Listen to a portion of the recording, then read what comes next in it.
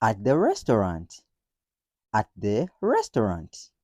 Ku restaurant. Ku restaurant. Please note, it is good idea to greet before requesting for food order.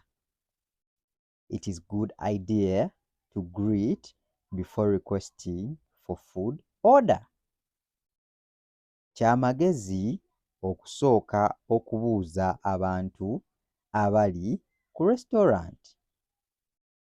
Kya magezi okusooka okubuuza abantu abali ku restaurant. You can request for a menu or what types of foods you want at the restaurant.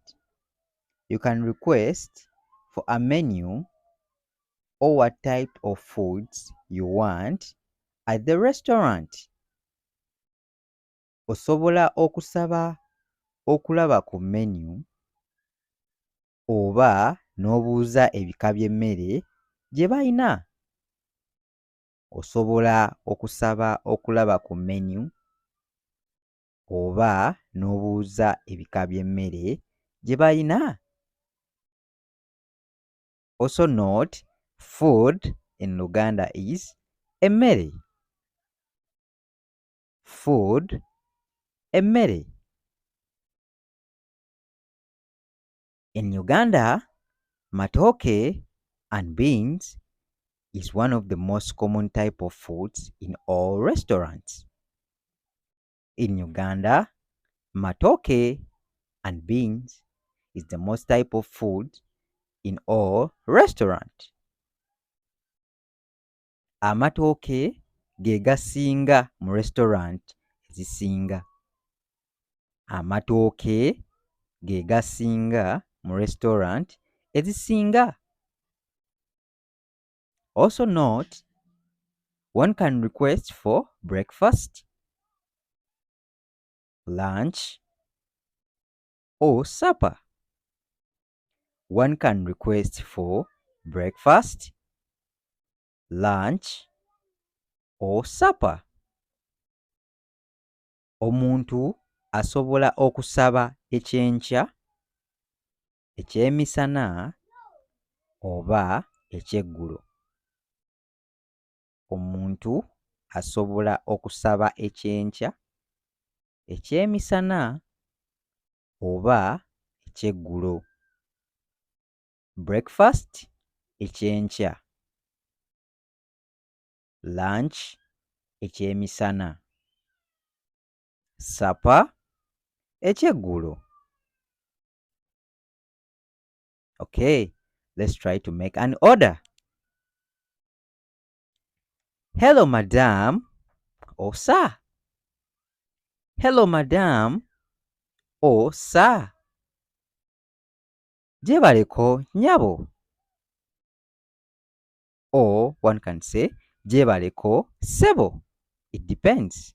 And for further reference on society names, refer to this video. Gyebaleko nyabo or gyebaleko sebo. May I have a look at the menu? May I have a look at the menu? Nsaba kulaba ku menu. Nsaba kulaba ku menu. Or one can say, what type of foods do you have? What type of foods do you have? Bika bya mmere ki bye muyinawo? Bika bya mmere ki bye muyinawo? Or if breakfast, one can say, I want tea with bread.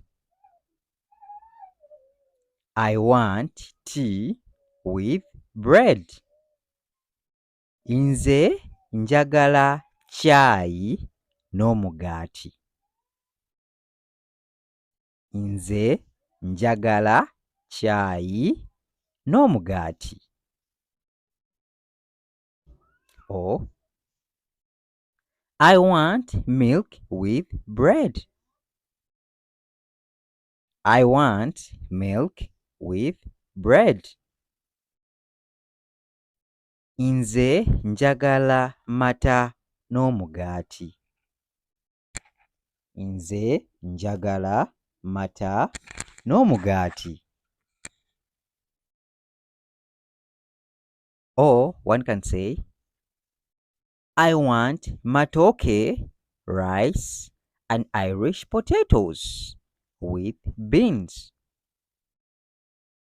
I want matoke, rice, and Irish potatoes with beans.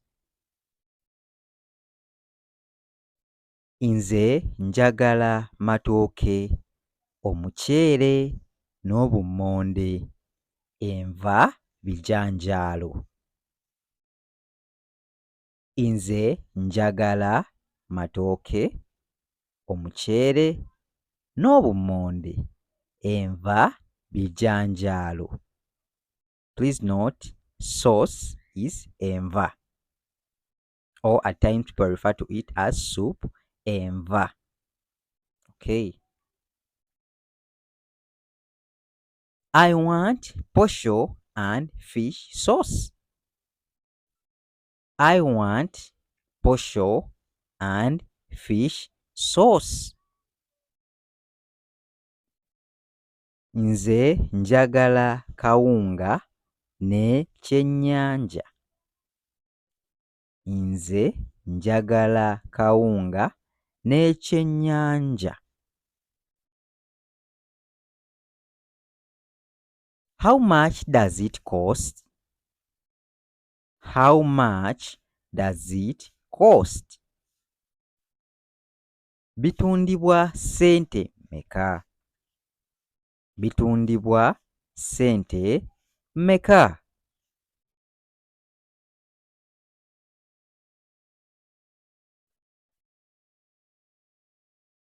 And the waiter or waitress will tell you this.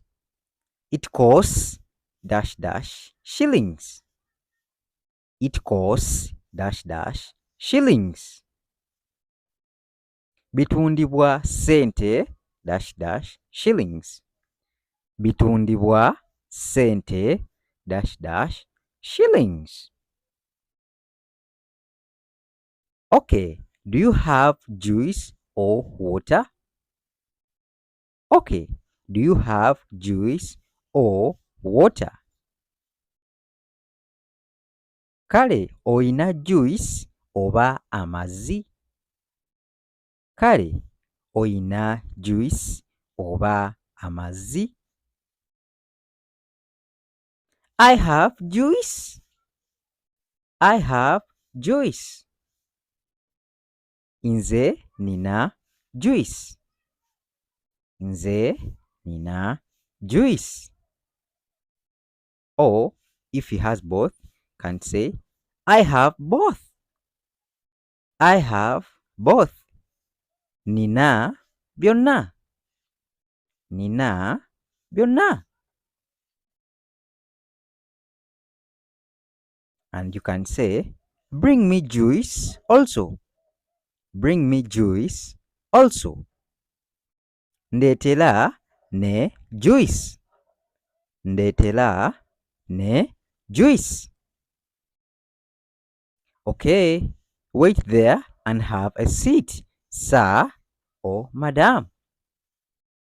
Okay, wait there and have a seat, sir or madam. Kale, lindirirako wali nnyabo oba ssebo. Kale, lindirirako wali nnyabo oba ssebo. And please note, after eating, it is good habit to give a feedback on the meal. After eating, it is good habit to give a feedback on the meal, either appreciating or making a compliment. It is advisable if possible. Okay, one can say, thanks for cooking.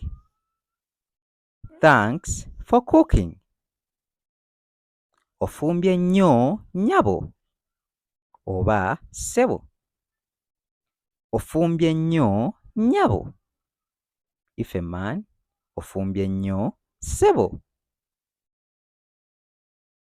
Okay, thanks for the money. Okay, thanks for the money. Kale, nawe weebale kumpagira. Kale, nawe weebale kumpagira. Okay, that's how you can have a food order at the restaurant. And remember, practice, practice, practice. Luganda is fun when you're practicing. Only at Benny Benny we learn with ease. Meet up in the next video. Bye bye. Wait,